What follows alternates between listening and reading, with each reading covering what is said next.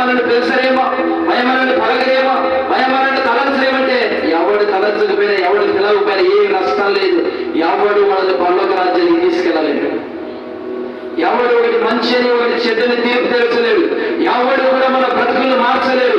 ఎవడు కూడా మన పాపాన్ని కడగలేడు. ఎవడు కూడా మన నిందలు తొలగించలేడు. ఎవడు కూడా మన అవమానాన్ని భరించలే.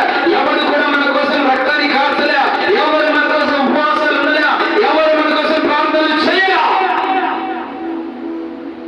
యేసయ్య ఒక్కడే 40 రాత్రి పగలు నీళ్లు కూడా తాకుండా ఉపవాసం ఉన్నాడు. యేసుక్రీస్తు ఒక్కడే నీతిమంతుడిగా జీవించాడు. యేసు